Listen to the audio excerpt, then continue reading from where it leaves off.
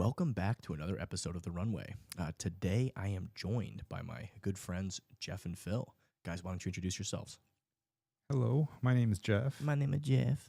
Jeff. My name is Phil. Welcome to the pod, boys. There's a lot to talk about in Bitcoin, in crypto, in politics, in technology. So let's dive right in, Paul. Can you get the screen up, the TV? Seems like it's down on our end here. Yeah. Today's been quite the day. Matt, why don't you fill them in real quick what it's been like while I set things up here for a second? Sure, yeah. Well, we've been recording. I've been recording today with Larry Lepard for our new series on his book, The Big Print. Paul, where is this book? Let's put it up. Let's put it up here if we can. Sure, do we I'll have a pop copy? it up. All right, cool. Yeah, I mean, it's going to be really a great series. We've been just going down so many different rabbit holes, but so we've been recording all day, and we stopped. Larry had to rush out to a meeting, and we're getting everything ready to go live here for the Runway Pod to talk about all sorts of stuff happening. The Fed meeting today. They Powell had some comments. I guess they did not they did not lower interest rates. So a lot of stuff is happening today on the pod.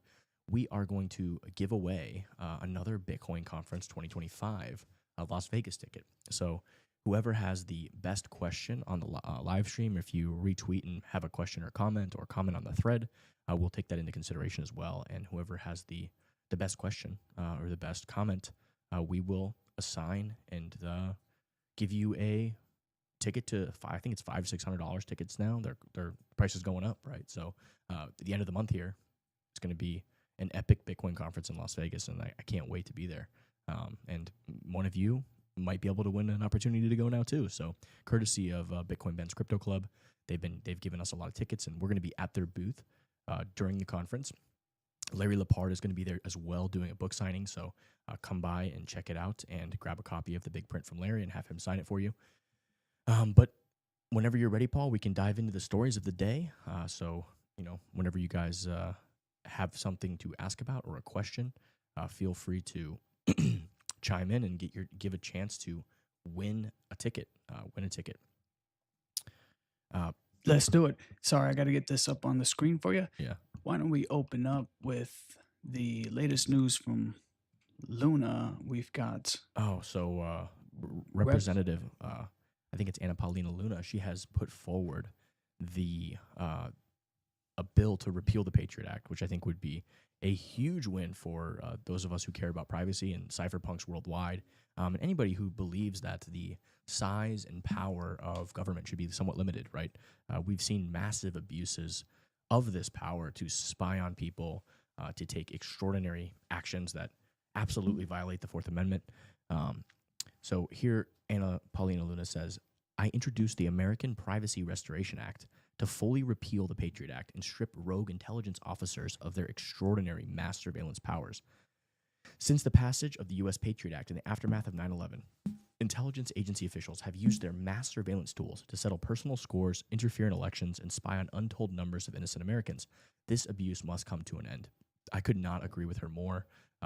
We've seen a massive weaponization of this with all of these impeachment things and spying on your opponent's political campaign and using these secret courts to essentially just get a write-off to do whatever you want, where there's no accountability, there's no transparency. You can just say, we think this guy's whatever, and we can just go provide no evidence, and the FISA judge will just sign off on it, and they'll let you spy on your political opponent's campaign. All sorts of crazy stuff like this, crazy abuse, spying on people's personal information on people's phones, tapping stuff without any evidence whatsoever, just willy-nilly. We want to spy on everybody. And I think part of being an American and part of our Constitution completely forbids this type of behavior. So I hope this gets some attention. The last time I remember this being coming to a vote where they had the opportunity to do this, I remember that this is when I lost tons of respect for Bernie Sanders. He actually had the ability to be the tie-breaking vote to repeal the Patriot Act, and he didn't show up to the vote. Interesting. Really? So it was tied, I can't remember. It was like 50-50. It was like 48-48 or 49-49 or something, and they needed one vote. Why? And it was Bernie Sanders and one other person. And Bernie talks about all this stuff about, and it was just all talk, no action. You had the one chance. Who knows why? I mean, maybe they said, you show up when maybe they threatened him. I don't know. He didn't stand. He didn't want to stand on his laurels, or.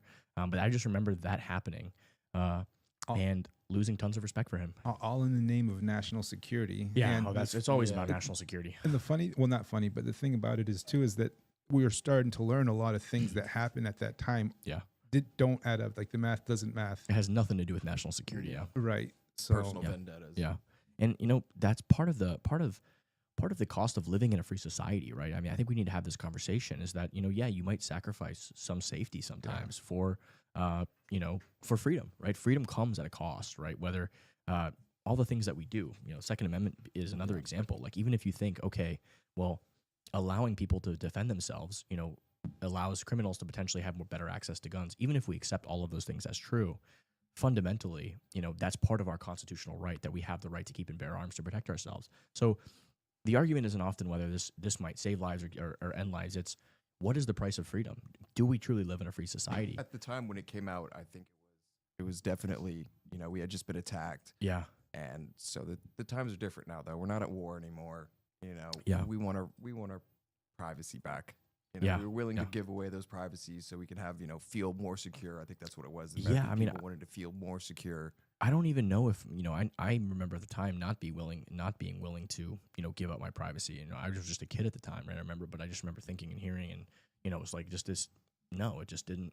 But some people may have voted for that and may have wanted that. The problem is once you give away your freedoms and your rights, it's very hard. It's very very hard to get them back, right? And I don't think they understood to what extent they were going to be using that power, and like everything in power, it gets abused. And power corrupts. Absolute power corrupts. Absolutely. And they're not using it for the reasons they said they were going to use it. They're using it for completely different things. Well, it's now. mass surveillance now, right? So it's not targeted. It's not really, hey, we have evidence on this one guy where we investigated and we need to tap his phone now, right? It's become this all-encompassing. We just want to collect massive information. The NSA specifically, Snowden exposed this, right? Snowden said, hey, you've got information and data on every single citizen. What the hell are you doing? This is completely unconstitutional. This is not what the Patriot Act said, right? So they're being able to hide behind this veneer of privacy and secrecy to do and conduct and commit all these abuses. And I think that the time has come to return more to the Constitution and restore our rights and freedoms. So glad to see this. I hope it goes somewhere. I hope it gets passed.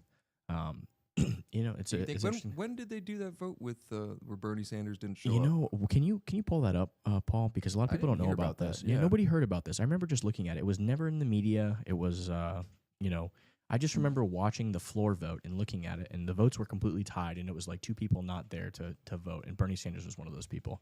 Wow. So I just remember, wow, this was intentional. He didn't show up. He didn't want to be, it was just kind of a cop out. You got a cute little girlfriend over there. Took Penny. So Bernie Sanders was absent for a Senate vote on May 13th, 2020, concerning an amendment to the Patriot Act reauthorization bill. This amendment, proposed by Senators Ron Wyden and Steve Daines, aimed to require a warrant for accessing internet users' search and browsing histories. It failed by one vote, 59 to 37, falling short of a 60-vote threshold needed to overcome a filibuster. Sanders was one of 4 senators not present, along with Lamar Alexander, Patty Murray, and Ben Sass. His absence was noted as significant, given his consistent opposition to the Patriot Act, though his team did not provide a reason for his absence. So it actually was an amendment they were adding where they would actually have to require a warrant to spy on people, essentially. Right. And he has been adamantly outspoken about this, which is one of the few things I respected with him, where I agreed, people deserve their privacy and their freedom. So given his, outspoken criticism of this, it was extremely hypocritical at such an important moment in a juncture that he didn't show up for this. And at the very least, didn't send a proxy. I don't know if I have to look at the specifics, but I think in some of these votes you can send your vote as a proxy or something like that. So basically this failed because of him, and he had been extremely outspoken about this. So I thought it was just extreme hypocrisy by him. The more I see Bernie, the more I think he's hypocritical. Yeah, no doubt. A lot of stuff. No doubt about it. When was this activated? Like when was this national, or not the national. So defense. I think this was announced today. It was just a proposal of a. No, when a did bill. it start? Like when did The this, Patriot Act? Yeah, I think it was after 9/11 when we were attacked. Like Essentially. 02? Yeah, Like, it was right after. Yeah, right yeah, after 9/11. 2000. So what have we stopped? I'm curious to know, like, what has happened, like what significant. I mean, I'm sure there's some things out there that we got, but That's classified. So that's classified. You don't get to know that, which is kind of crazy because you think they'd want to brag about that. Yeah. But I think there is some legitimacy to the argument that there is some national security around attacks that they've stopped or whatever, where they can't really like tell everybody about it.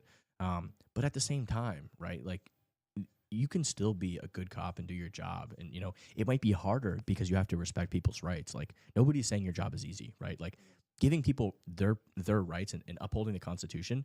It absolutely might make your job harder. But that being said, this is America. This is what we stand for, right? This is what we believe in. So, but that should also make it more fulfilling. yeah, no doubt. When you No do doubt. your job and Yeah. you do it the right way. Yeah, you actually have to collect real evidence. You have to have a real probable cause. You can't just create a blanket net of surveillance around millions of people that are American citizens and just say, "Oh, look, we found this needle in a haystack." I hate to say it, but that's part of the price we pay for living in a free society, right? Like, there is a cost to freedom. It's not free. So it's a lot of interesting rabbit holes you can go down on this one. Paul, can you do me a favor? Let's move on to the next take. Most definitely. Kind of on that subject of big news and transparency, AG Bondi says, Yeah. Here, we'll just play it real quick. I mean, I think we all knew this. Yeah. This is no surprise. But yeah, we can play it and we can react. This is dated May 7th. All right. Yeah, it's muted, I think.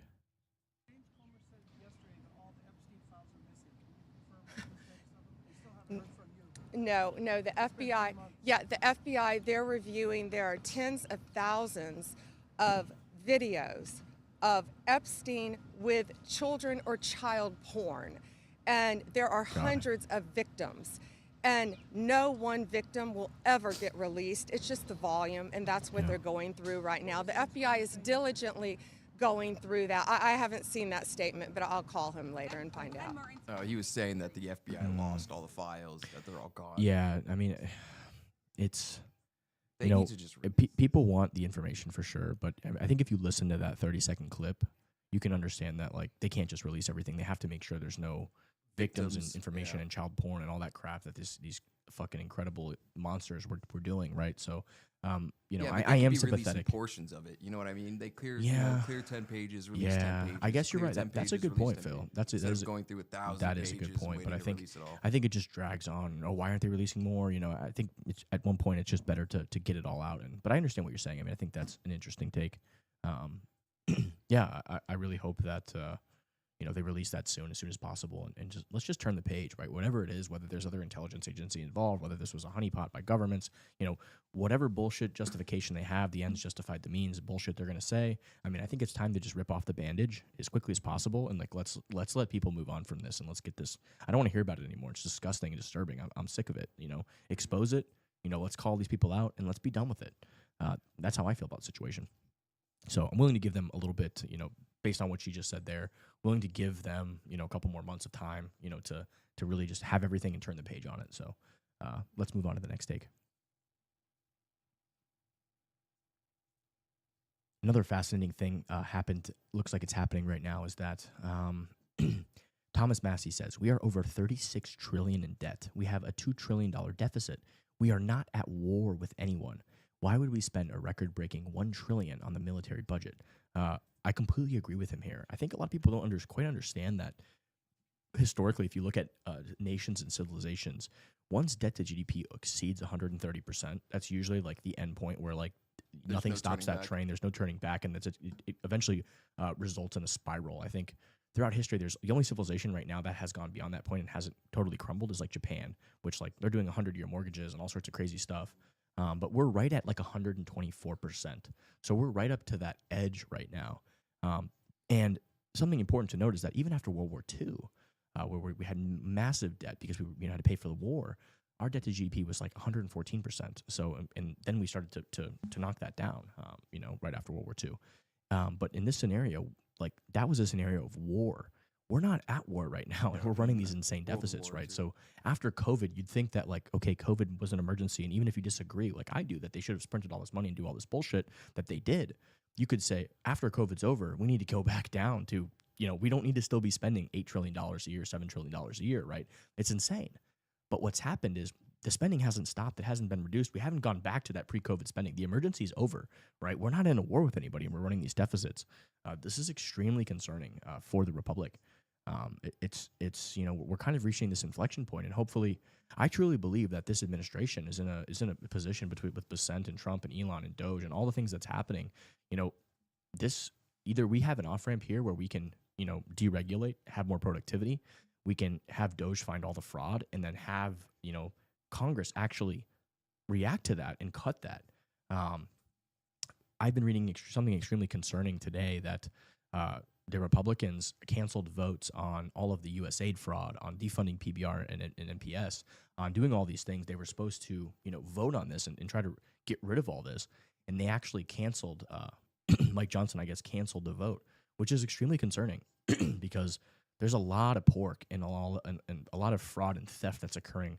And a lot of these officials, whether you're Democrat or Republican, are getting kickbacks. They're on the they've got family members and NGOs. For the fraud. Who's benefiting from all this fraud? The thing is, the closer you are, it's just like the Cantillon effect, right? The closer you are to the money printer, essentially, the more you benefit because you have access to that capital first. We really see this disgusting thing on display in D.C. right now, where all of these judges that are trying to overrule and stop all these things happening. It's like you look at these judges, like this Boasberg, for example, and like his daughter or his wife, I can't remember which one, is like she's literally on one of these NGOs, getting paid by one of these NGOs, which is taxpayer money, right? So of course he has a conflict of interest where he's trying to stop them from doing these things, like deporting illegal aliens or whatever it may be, because his daughter is literally on an NGO that's getting paid millions of dollars to, facilitate illegal immigration and shit, right? Like with taxpayer money, which is insane. I mean, this shit is insane. This is the stuff that destroys a republic, destroys an empire. I mean, it's truly. It's remarkable. You can't even make this stuff up. It's insane. Let's go to the next take, Paul. Is there a place we can go to see where this money is? Like at the at the end user, like who the people are that are spending this money? Yeah. So Data Republican is doing. It's like this. I guess I want to say she's blind or deaf or something, and she has a Twitter account. I don't know if you can pull her up, but I actually subscribed to her because I think the work that she's doing is important. Between her, Mike Benz, and what Elon and Doge is doing, there she is right there. Yeah. So she basically goes through these systems and actually follows the money go down a little bit more. I think there's some that are really interesting that she's done. I don't know if you can see any of her recent posts, but she draws these insane flowcharts that show, hey, where the money trickles down. Yeah, you can see, okay, so there's this $100 billion, it went here, and it funded these 5 different NGOs, and who's on these NGOs? Oh, she tracked down and found out that, Hillary Clinton got this money for her daughter, Chelsea, or whatever, the Clintons, and, it was this Help Haiti Fund or whatever, this NGO, and like half the money that was from that NGO was like paying for her wedding and buying. Is all the fraud stuff going through NGOs, or a is lot there of another it, body? Well, there's all sorts of schemes and stuff, but this is what we've discovered so far is that they're really, really, really abusing these NGOs because these politicians have wives and children, and they may themselves not be part of the NGO, but their cousins and their family and their sister are on these boards of NGOs, and like they're getting hundreds of millions of dollars in kickbacks and salaries, and they're really laundering money. It's just a lot of this money is going overseas and then coming back to Act Blue, and it's a cesspool of corruption. It really is. I don't want it to hurt the legitimate. Go back, Paul. That was a good post that she had right there. Polling is part of the Ouroboros of interest. They hire cutout NGOs to create the illusion of demand, the illusion of proof in order to justify spending more taxpayer money into those NGOs. As I published in my Substack yesterday, NED has used Open Society Soros polling open that one really quick, as data points in their journals. And in rare circumstances, polling can create a narrative that an election's outcome was fraudulent. I mean, they do all sorts of crazy, they manipulate the polling. I mean, it's unbelievable, the sophistication of the fraud that's occurring, right? You saw this with the election of all these polls that were just totally false and fake, and we all knew it. We all knew that, no of these polls actually had Kamala winning, and it was just so wild to see. I mean, if you look at real legitimate pollsters like Atlas Intel and Trafalgar Group, and I think there's Rasmussen Reports, like these guys have consistently the past about 15 to 20 years been the most accurate in these election cycles, yet they're actively discluded from the approved mainstream polling. It's so corrupt. It is so unbelievable how corrupt it is, right? It's human psychology too. It's just there's some people that see that, oh, if Kamala's winning, I don't want to vote for the loser. Yeah, or that's they really use it to manipulate people. And think there's no chance you can win. Yep. They do a lot of these. God, I think one was like that Iowa poll was the craziest one where they had that Ann Seltzer lady, and like a week before the election, she's like, Kamala's up by 12%. Like those are the polls the fake polls they put out that try to convince people like, oh, damn, my candidate doesn't even have a chance. Like they do these. They kind of try to depress the other side's voters by showing things that are just so ridiculously fake. I think that Ann Seltzer poll was so far off that she was like 27% off. Like it was obviously clearly a lie, and she retired immediately after. So that was like her like, let me just sacrifice all my credibility on a completely false, fake narrative that's full of bullshit. I wonder how much she got bribed to do that. I would not be surprised at all if she got bribed to do that. If they paid her off somehow. Obviously this is just speculation. I don't know for sure, but would not be surprised one bit. What about a place to go where you can see like what kind of money is available for the legitimate companies that are out there? Because I'm sure some of this isn't advertised. Finding legitimate companies and finding the not, and the non-legitimate companies. What are you talking about with NGOs? No, so this money is given, like I guess you apply for it. Like where do you go to find? Is it at your local county? So there's the other thing about it as well that's not opaque. So it's you've got these people in these positions who decide they're on the government dole. Don't say nothing. Yeah, they put their thumb on the scales. It's not a transparent process that who gets funded. Like for example, 3 options. But they did this choose the option where their daughter works. Yeah, they've got that's exactly what it is insiders, contractors, and then what happens is the contractor. I mean, you look at some of these contractors, and like a job could really cost in the free market cost $10,000. They put $200,000 on the bill, and on the contract and the bid, and they get it. Because there's no incentive to actually correct this, this fraud to make sure it doesn't happen. So what happens is that contractor gets $200,000. The job costs $10,000. Where do you think that $190,000 on the back end goes? It's kicked out to this person, to that person. I mean, this is clear and blatant corruption. At the end of the day, the taxpayer is on the hook for all this. That Tesla burning energy, I think, needs to go to like this transparency of this, because I think that can make a difference. There has to be transparency in this process. And like, I think Chamath Palihapitiya from the All In Pod, he had a whole thing about how like he was denied. He had a couple like green energy projects that he was actually like legitimate companies that he was doing. And like, he got denied, and like his shit was so legit. And then all of a sudden, all these Biden officials and all these people that like literally quit the campaign a day ago, they're getting all these contracts and awards. And that Stacey Abrams lady was another one. She's in Georgia. She apparently had $100 given to her at one point, and then I shit you not, her next contract was for $2 billion. Imagine having like you only raised $100, and then all of a sudden they give you $2 billion. I mean, to me, that's complete fraud. It's taxpayer money. Yeah. Why can't we vote? Why can't we like? You're 100% right. I mean, we are representative. Well, they kind of say, you get a vote, but not really. I mean, we don't vote on each issue. I mean, it's representative democracy. All right, let's move on to the next one. So, this is an important one. Operation Choke Point 2.0. Let's talk about this a little bit from Caitlin Long. Warren is not happy that Operation Choke Point 2.0 is being dismantled. Here, badgering Fed nominee Mickey Bowman about the FDIC and OCC's recent decisions to no longer examine banks for reputational risk. Warren's complaint speaks volumes about how she supported the use of reputational risk as a cudgel to cancel banking access for people industries she doesn't like. So here's the whole example. This is what they use to come after. This is their little way that they carve out and how they can attack industries, businesses, things that they don't like, right? That should be completely politically neutral. That's written there. They say reputational risk. Well, reputation to who? Who decides what somebody's reputation is, right? As long as it's not illegal. Yeah, exactly. So this completely a bunk thing to use, and something that can be weaponized depending on who's in power, whether your side's in power or their side's in power, right? Reputational risk could it could be whatever business that you don't approve of, porn, guns, whatever. But at the same time, it could be abortion clinics. It could be it really just depends on who has power that can wield that, right? It's an arbitrary thing. It's not. Reputational risk is so subjective, right? Like, and that's the way she likes to operate, right? Because she likes to be able to put her thumb on the scales and decide what she doesn't or does like, which is crazy. So here's Bowman's response. Supervisors have a responsibility to ensure that banks manage their material financial risks.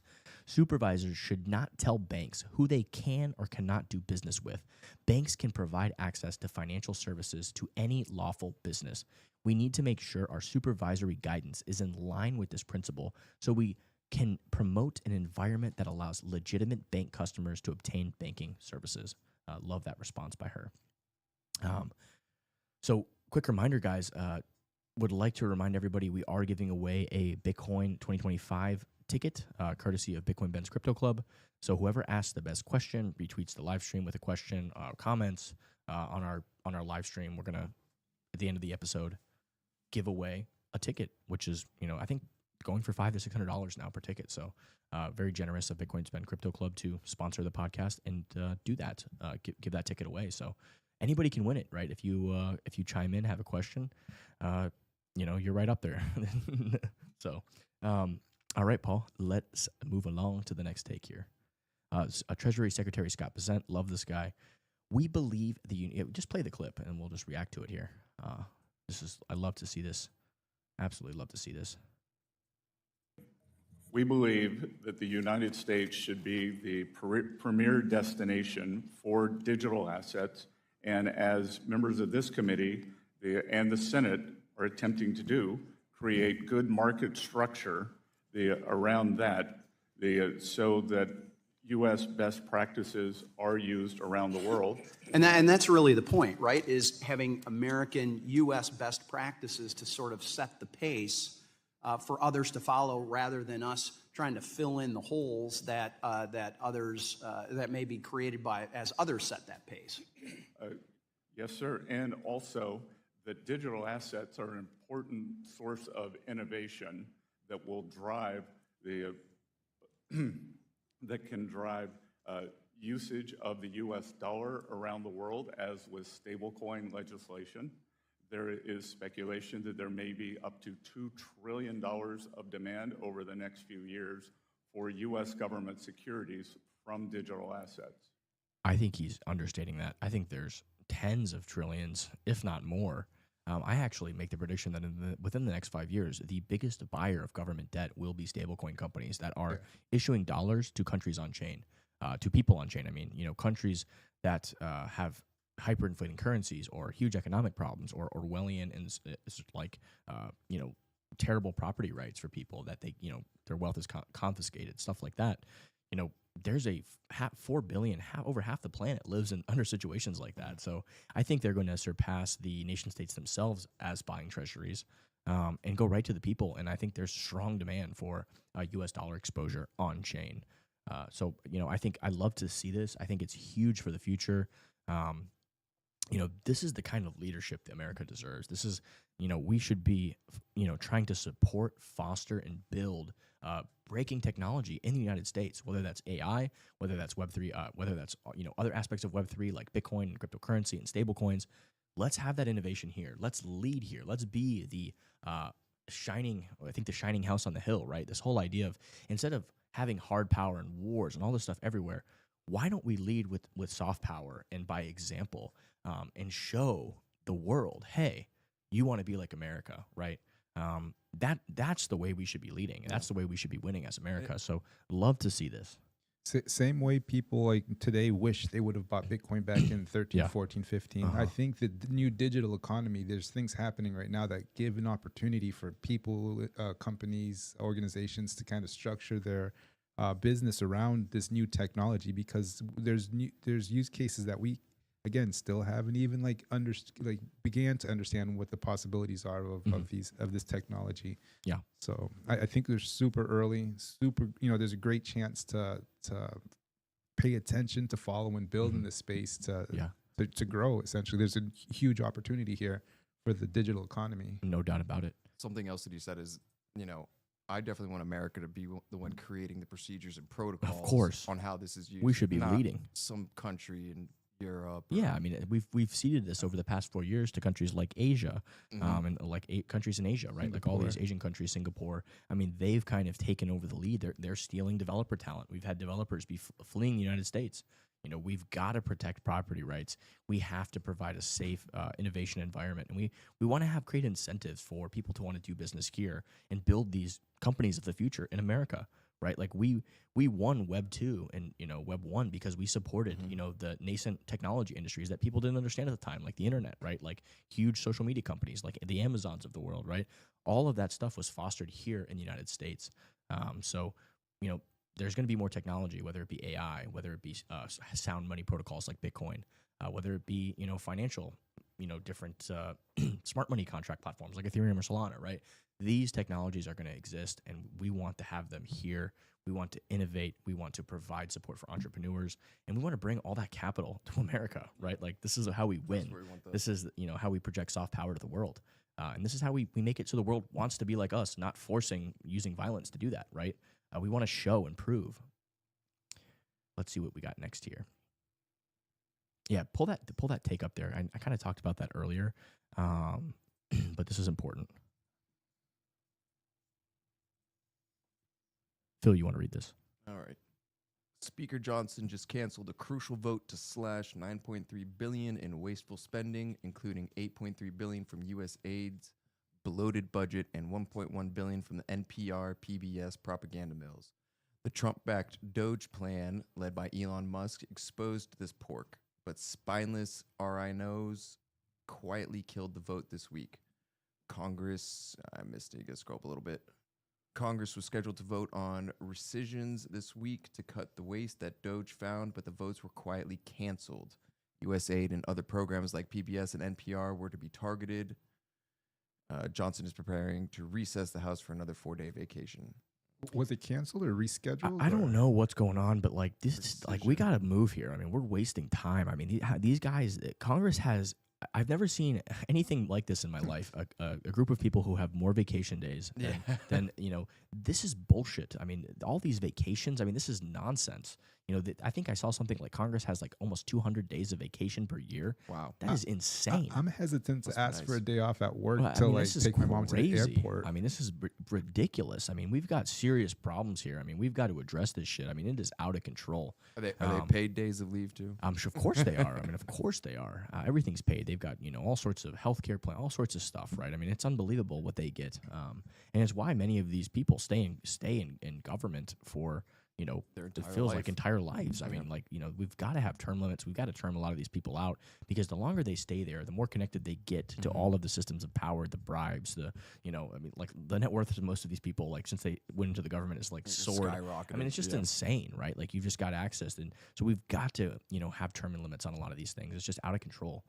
But this is concerning, right? So hopefully hopefully there's an explanation for this, but, you know, I'm worried that so many people are connected to all this fraud, whether they're on the left or the right side of the aisle, that they're going to do everything they can to delay and try to stop, you know, what the people voted for, what the American people overwhelmingly voted for with putting Trump in office, to kind of stop this. And, you know, it's insane, right? Like, it's absolutely insane. So hopefully we find a solution here. And it's not to say that they're all bad, you know what I mean? But you need to do it because there are some bad. I love Michelle Weekly. She goes, what the actually fuck? Yeah, it's just crazy. I mean, it's like, you know, you know, they're stealing millions, and we're funding political propaganda and all this stuff. It's like, let's take a 4-day vacation. Really crazy. Here's Insurrection Barbie. Really bad day for the FBI today. Like, awful. Just the News released a new, recently declassified memo from June of 2021 revealing that the Biden administration authorized federal law enforcement to monitor Americans engaged in concerning non-criminal behavior. What the fuck is That's very broad. What the fuck is concerning non-criminal behavior? It's just like the same shit of reputational risk. The Concerning to who?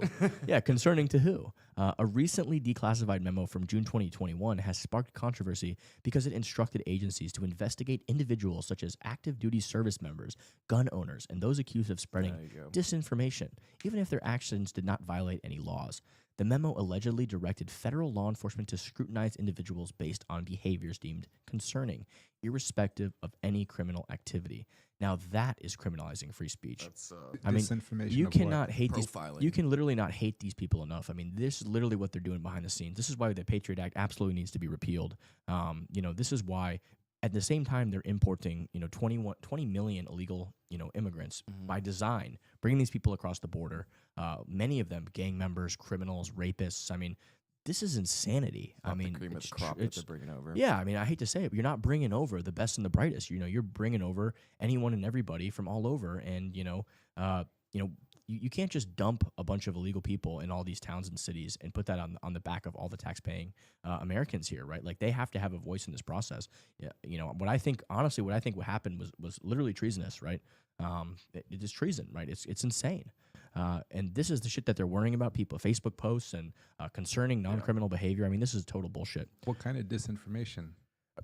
Who knows? Whatever disinformation actually turned out to be true. I mean, they're now the arbiters of what is true and what is not. I mean, it's straight out of a George Orwell novel, the Ministry of Truth, right? You're drawing a fine line between like being afraid to express your opinion because you don't want to say the wrong thing and I mean, that is incredibly That's profiling. That has incredible implications on society when people can't be free to speak their mind, even if they're wrong, right? So this type of Orwellian behavior by the government really does suppress and change culture. It changes behaviors of people. They've done studies on this. I mean, and the reason America has been so successful and so great is because we have our constitutional rights, and this is, the road to hell is paved on the path of good intentions, right? And you can say that even they may think in their minds that they're doing the right thing, but this is in total violation of the Constitution, violation of the First Amendment, violation of the Fourth Amendment.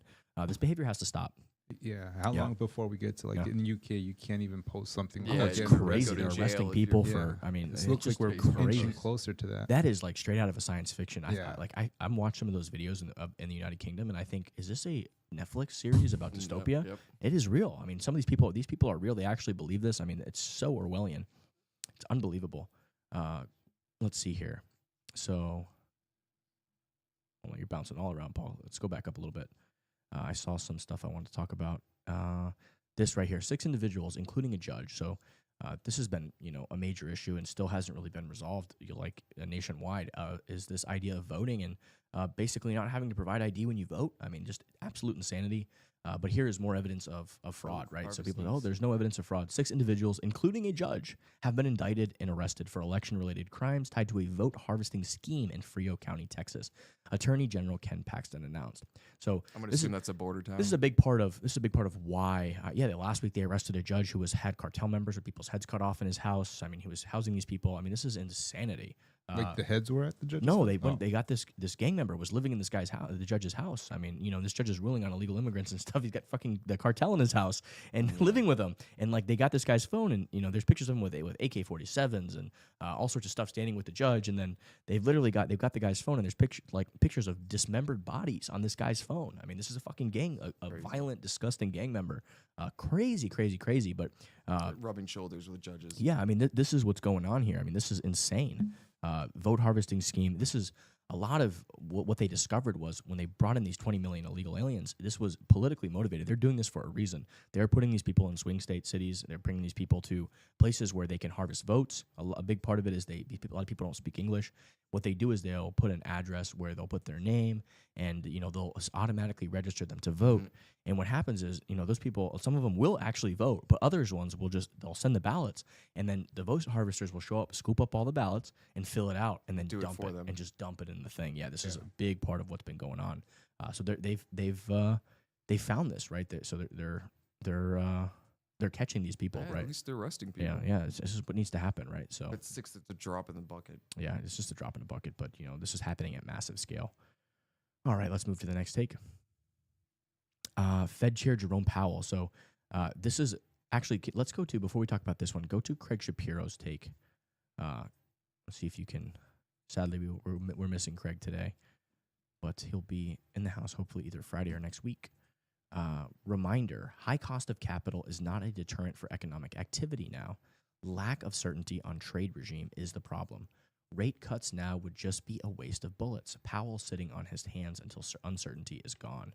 I think this is a really good take by Craig here. I totally agree, because I think a lot of the evidence coming out, whether in regards to inflation at least, is showing that if you trust the trueflation and you trust the government statistics or some level of it, we've got, obviously we don't fully trust any of that, but you see that consistently the CPI prints are going lower, and I think we reached some of the lowest levels that they've been in almost 5 to 10 years. So we're really, really, really crushing inflation since Trump came into office with some of his policies potentially. So that's really not the problem right now, is really what's going to happen with tariffs if they stay high.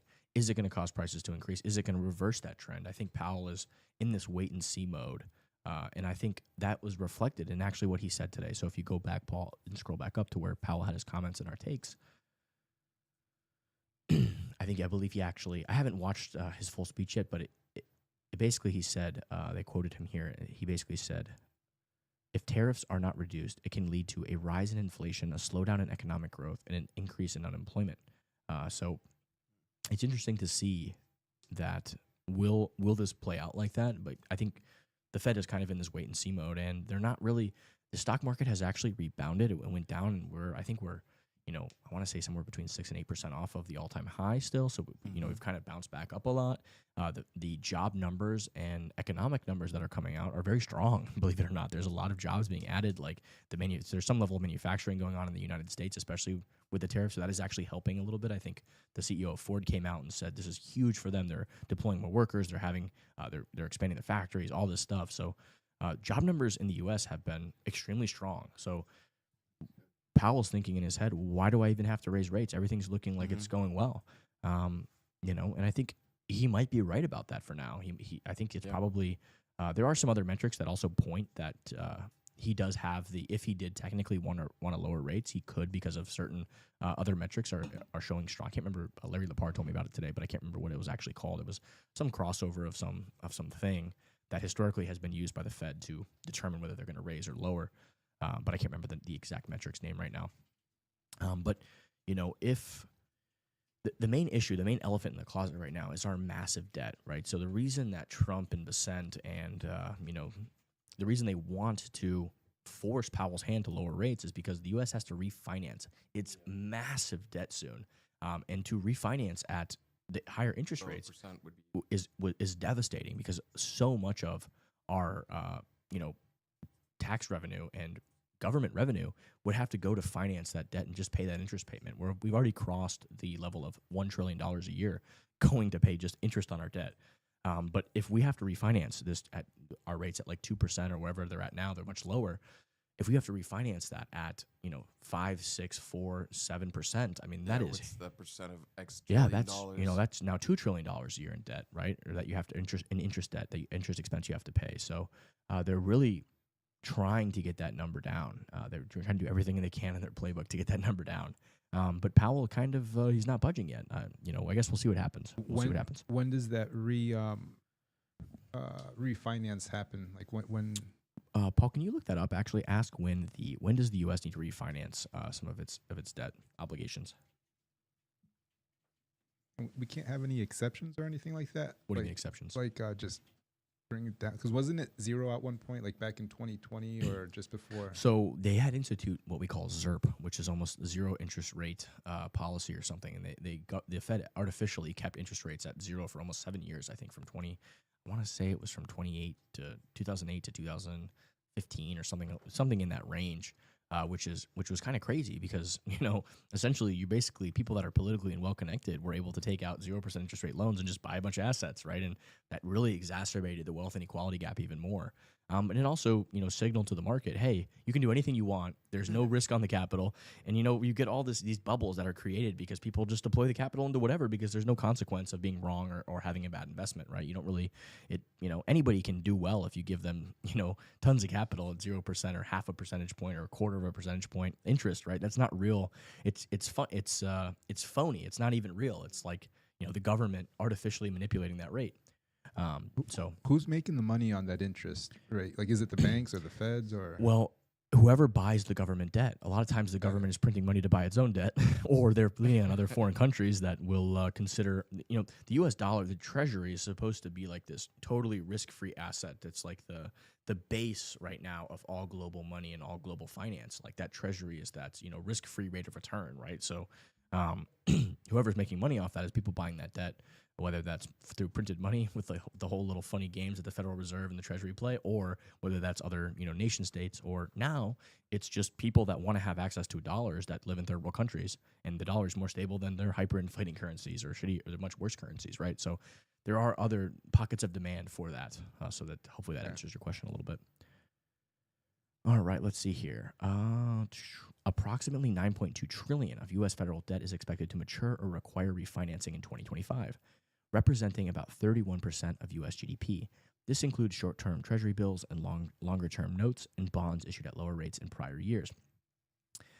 A significant portion of this debt was issued at low interest rates, example 1 to 2% during 2020 and 2021, but refinancing in 2025 will likely occur at higher rates, example 4 to 5%, increasing interest rate costs by an estimated $300 to $840 billion annually, depending on the volume and rates.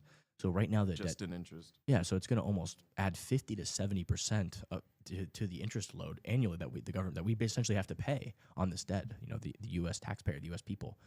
So what does that mean? That takes, you know, that causes the likelihood of printing more money to solve that debt, to increase inflation. It raises that likelihood, but also it's less money that can be used by.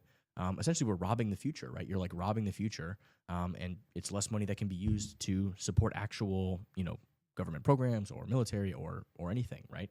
It's just kind of, you know, you're just kind of getting punished because you've overspent in the short term, right? There's been no consequence for that. And a lot of the people who made those decisions to spend, you know, they're gone now, right? So we want lower rates, right? Correct. We want lower rates. It also helps people who, if you want to buy a house or you want to have a mortgage, lower rates are historically lower rates. You know, it allows capital to be cheaper, right? Now, when it goes to 0%, that means that's like funny business. You can't really get any return. That's not realistic. And it's crazy that we actually were there for so long.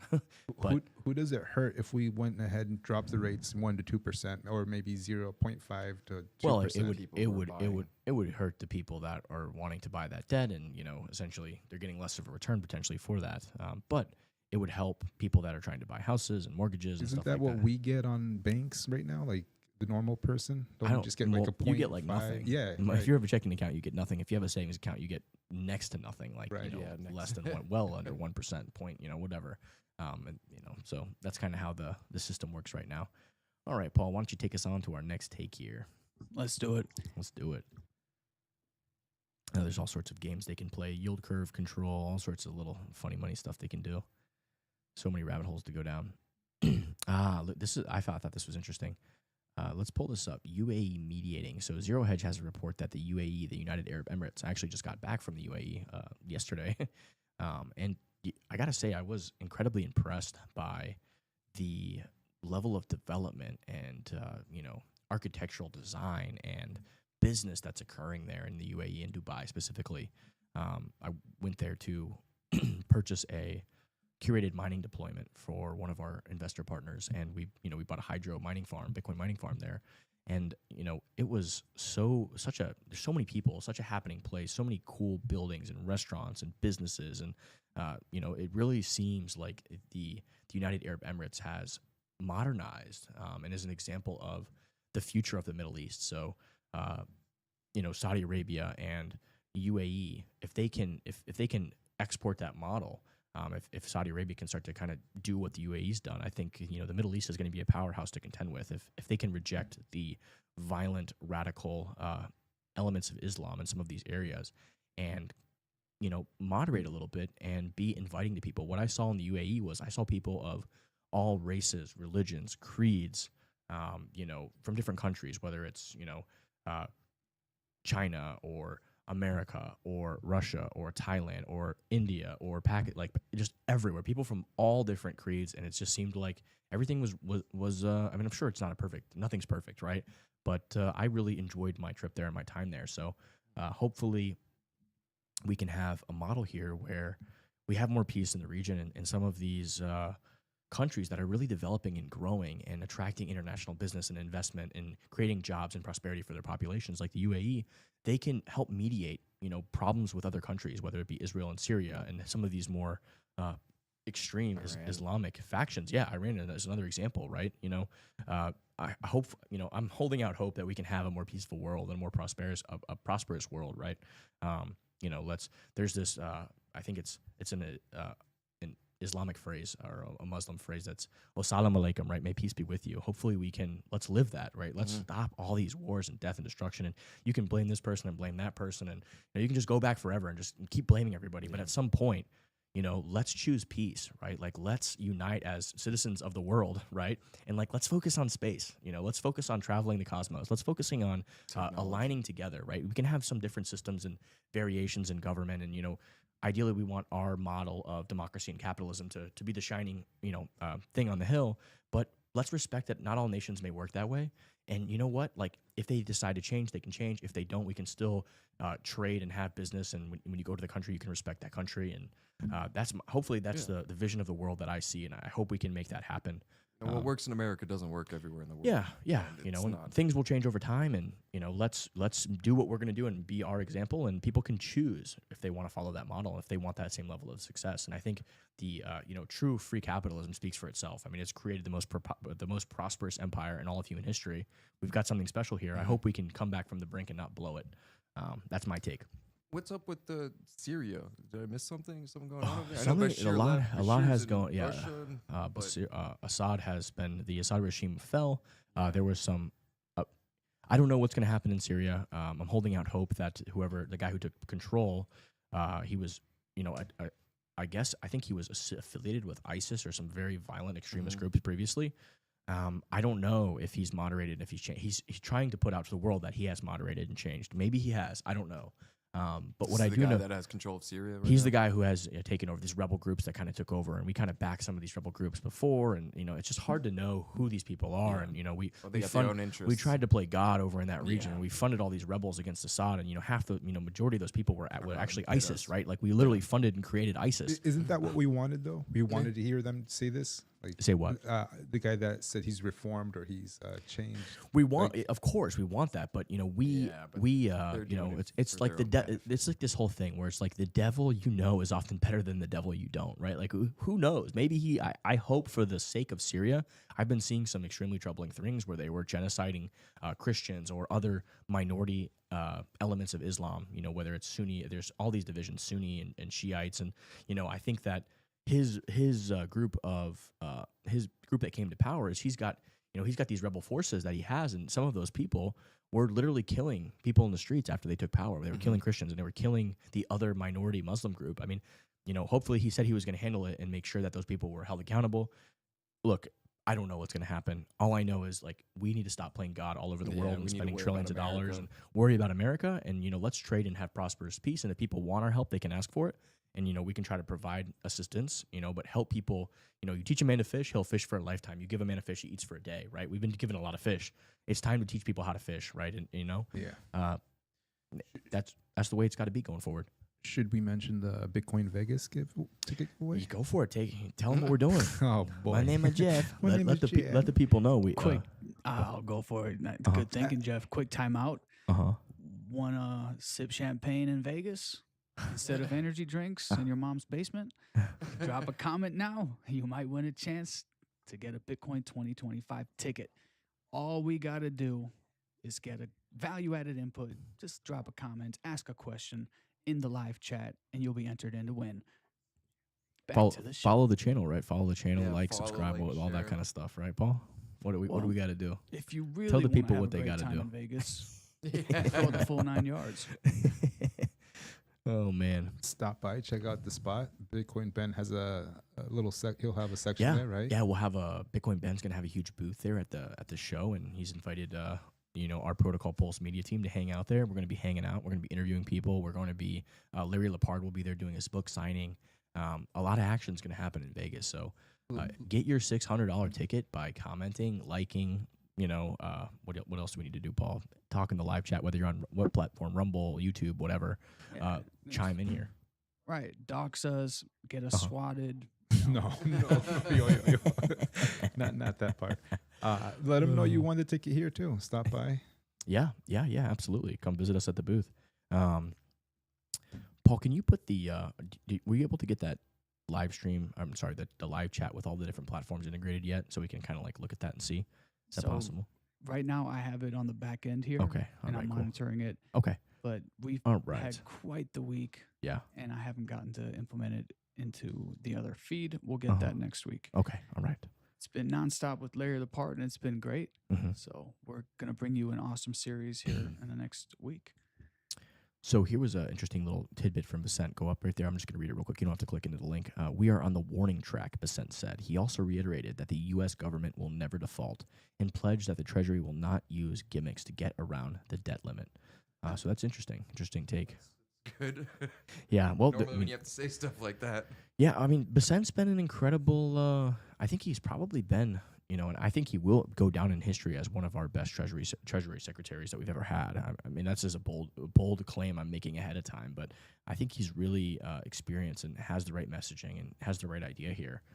He's really been calming the markets, reassuring the markets, and he has the experience and track record to deliver on what he's claiming. So I wouldn't short Besant. I think if Trump's done anything this administration, whether you love the guy or hate the guy, he really has assembled a team of the best and brightest minds, whether they're Democrat, Republican, whether they're independents, like, our former Democrats like Tulsi Gabbard and RFK Jr., the Scott Bessents of the world, the Elon Musk's, one of the brightest and, amazing entrepreneurs in all of human history, the Thomas Edison, Albert Einstein of today, right? Creating rocket ships that are going to be going to Mars and creating, Starlink satellites that are broadcasting internet for all of humanity. Neuralink? Or Neuralink, Yeah. you're putting, helping patients that can't talk or see potentially or walk, fix parts of their brain. Healing Tesla, pain. which is a company that you can't make this shit up. The environmental activists are actively trying to burn down, which is Yeah, a company that's done more to protect the environment and create, renewable powered cars than any. You just can't even make it up. Like, it's just like, it feels like a Babylon Bee skit. I'm sure they made skits on it. You know what I'd like to see? I'd like the same way they did the Drive to Survive to get a lot of people like into Formula One racing. I'd like to see something like that on the political side. Like, do some shows with people that are doing a great job in the government and tell their story and how they got there, and that way we can learn more about it. And, inspire more people to get involved in our community. Essentially, it's up to us to really make these changes happen. I like that. Hell yeah. Somebody please, Netflix. All right, let's see here. Paul, the Bitcoin historian. So Pete Rizzo has a take here. A lot of action happening with central banks and states and different governments talking about adding Bitcoin as an uncorrelated asset in their portfolio. So here he says the Czech central bank governor says that Bitcoin is an uncorrelated asset and that the country should launch a test portfolio. His goal is to invest 5% of the country's reserves in Bitcoin. Bullish. Break that down for me. Uncorrelated asset. So I can't remember the name of this, but we talked about this before. Somebody was making a pitch about what type of asset. There's a special name for this type of asset that's historically considered kind of like uncorrelated. But what I do know is that having assets like Bitcoin in your portfolio that can sometimes be correlated to like the market or sometimes be uncorrelated. But the more uncorrelated an asset is to other things like commodities or whatever, it actually creates a better Sharpe ratio, which means diversification kind of in a portfolio. So even a very small allocation Dances to the beat of its own drum. Well, they were saying that, it was, what was the word that they were using? That Bitcoin was following the stock market. Yeah, and sometimes it does. Decoupled. It decoupled. Yeah, sometimes it does, sometimes it doesn't. But people trade Bitcoin for different reasons, right? There's only two ways it can go. So yeah, So true. It says, apparently examples of uncorrelated assets include gold, real estate, crypto, agricultural products. So there's all sorts of different things that can, but Bitcoin specifically has historically been very uncorrelated from other things, and there's a specific name for this type of asset that's uncorrelated. There's a Nobel Peace Prize that somebody won to describe this. We watched it at one point. I think we talked about it on a previous episode, but I can't remember. There was a Nobel Prize about it, but Bitcoin is like that kind of asset, right? It's an asset that dances to the beat of its own drum. Yeah. Can I get a Nobel? Let's see. My favorite type of asset. I don't know what it. I'm not sure if that Grok is finding it. There might be a way to phrase it. It's called like I can't remember the name of the asset, but we did watch a class or no. It's just a type of asset that's like considered very uncorrelated, and there's a specific term for it. It's called a something asset or something. But Bitcoin fits that that use case. Yeah, but I just pointed this out because it's interesting to see more and more states. I mean, I think at some point we'll scroll down, and New Hampshire actually became the first state to pass. Well, that's a cool reason for it too. You know what I mean? Like all these places, they have their own reasons for getting into Bitcoin. It's a finite resource, or all the reasons you can get into Bitcoin. But that's a new reason that I haven't seen an uncorrelated asset. Yeah, so that's why a lot of portfolios are constructed with something called a Sharpe ratio. And this Sharpe ratio, you want to have, believe a higher Sharpe ratio because it means your portfolio is more diversified and resistant. So that was like an argument maybe 5 years ago that people were making to different investment managers to basically say like, hey, if you add 1% of Bitcoin to your portfolio, it actually makes it more redundant and safe over time. So here was an interesting post from Fiat Hawk that I really liked when he read it. It made really describes what's wrong with money. Broken money shatters dreams. Shattered dreams fracture families. Fractured dreams erode hope. Eroded hope dims the future. A dim future means fewer children. P.S. Being mega rich now, it seems like you forgot where you came from. So this is actually really interesting that there's a demographic decline right now because there's only two types of group of people that are actually like actively having babies right now because children are very expensive. So there's a group that the world's on decline of I mean, I believe this is a result of the broken money itself, right? Because the middle class has been completely eroded, and you've got this massive wealth inequality where the only people that can really afford to have children and provide for them are like either the very wealthy or the very poor who live on government subsidies and assistance from the taxpayer.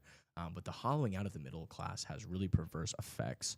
And a big part of that is the broken money, right? This idea of fiat money that continually gets printed, and those who are connected to that printed money, who are the closest to it, benefit first, right? Which is the wealthiest, right? Because you just have access to cheap capital, you have access to banks, you have access to lawyers, and all this stuff that can help you take advantage of that, right? Or you're politically connected, right? You're really close to where all the in Washington D.C. and you know how to get be on those NGOs and get all this scam money from the taxpayer, right? So these are the people that do really well and have babies, and then on the other end is the people who are a net drain on society, who are taking resources and, the poorest of the poor, right? But the middle class has essentially really been hollowed out. I want to see the percentage of the population of those classes. Yeah. Like it's kind of interesting. Interesting takes. I think the Economic Development Commission is the place to follow to see where this money goes to, because I think they get the money federally and distribute it to like the county at a local level, and counties distribute it. I think we're not even getting to the county stuff. This is like literally just stuff in Washington D.C. so far. All these when the United States government was formed, I mean, all of these agencies and things never existed. I mean, these agencies, there's hundreds and hundreds of agencies. It's just this massive bloat that's just growing. I mean, we have to cut this back. We have to pare this back. Free money? Let me join. Yeah, helicopter money, right? It's not free money. It's just these NGOs get picked. It's a front. Yeah, I mean, a lot of it is, fraud, scams, all sorts of stuff, right? Some of it may be legitimate, and, we might say, okay, yes, if we can actually see this money is going to feed these people, most people would agree maybe that's worth it. Yeah, 10% goes to feed it, and then... the other 90% gets skimmed off the top by, contractors who are, putting through ridiculous bids, and there's no accountability and kickbacks, and, you got the people that are actually on the boards of these NGOs sucking up the money in massive salaries. I mean, it's just so corrupt. I don't want the legitimate ones to hurt in any way. I want them, if anything, encourage them and give them more and help them grow. Transparency is key, though. This is why we need this transparency. You've got, rogue agencies like the U.S. Department of Peace, like literally with guns trying to stop Doge from coming into the building. They've got slush funds of unaccountable money on the side here. They've got automatic weapons in their headquarters of United States of Peace. They've got, contracts with Taliban, members of the Taliban that they're giving them cash flow off the side. I mean, the level of corruption that you can see. They were trying to burn a hard drive that they were actually Doge went in and recovered, and those people now are going to become prosecuted because they were trying to burn all the accounting and hide the evidence. Unbelievable. You couldn't even make this shit up. It's like a fucking movie. This is like literally you look at a thing. They're called the Department of Peace. They put this name out, and you just know okay, they're doing the opposite of that. It's the complete opposite. Yeah, we live in a world that's backwards right now. Yeah, here you go. Breaking Doge staffer reveals the Institute of Peace had a $130,000 contract with a former member of the Taliban and deleted 1 terabyte of accounting records when Doge entered headquarters. 1 terabyte of accounting records. You know how much accounting records that is? That is unbelievable. That is like 50 years of just fraud. PDF pages. That is insane. Oh my God. I mean, unbelievable. The data was recovered and evidence was referred to the FBI and DOJ. I mean, this is the level of corruption we're dealing with. I mean, this is unbelievable. From our own government. That's what's crazy. Yeah. It's like they're doing it to our own people. Yeah, it's like a Dave Chappelle skit. When he's at the stand and then he's like knocks over the water. He's like, oh, it's like it's like a Dave Chappelle skit. You can't even make this shit up. Can't even make this shit up. Unbelievable. All right, Paul, take us to the next take here. This was a cool one. Tyler Winklevoss. As we cross President Trump's first 100 days, it's important to acknowledge the magnitude of the problem he and his administration are tackling. As James Burnham astutely pointed out in 1941 in his seminal work, The Managerial Revolution, big government began its encroachment. You're going to have to press show more on that. I can read the whole thing. Big government began its encroachment on the lives of private citizens and private enterprise 80 years ago with the advent of FDR's New Deal. This steady march of fraud, waste, abuse, and trampling on our liberty has been happening completely unabated, with exception of Reagan, for more than 8 decades. The more sinister and insidious version of this has been the birth of the deep state in the 1960s, its presidential coup in 1963, and its unconstitutional interference with our government in elections and promotion of forever wars and the military-industrial complex ever since. And this is just scratching the surface. If you thought this was going to be easy to win our country back, you are not understanding the problem. We have 2 choices: make hard decisions and accept some short-term pain for the long-term gain, or take the easy road to serfdom and financial ruin. President Trump and his administration have the courage and fortitude to get our country back on track, and they have been doing a spectacular job. They are rapidly iterating, measuring, learning, adjusting, and updating their software in real time, and as fast as any high-growth technology startup. They are the highest IQ administration in my lifetime and maybe in the history of the country. They see down the field and around corners in ways that most don't. That's why midwits don't understand and can't keep up. They mistake gambits for missteps and changing the game for losing the game.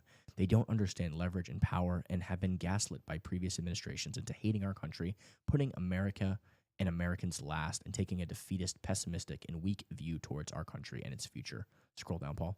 Yeah, you see these videos of like protesters. It's like, what are you protesting about? They don't even have. I'm here for America first, and I'm up for the challenge ahead to unleash American greatness for the next century and beyond. Onward.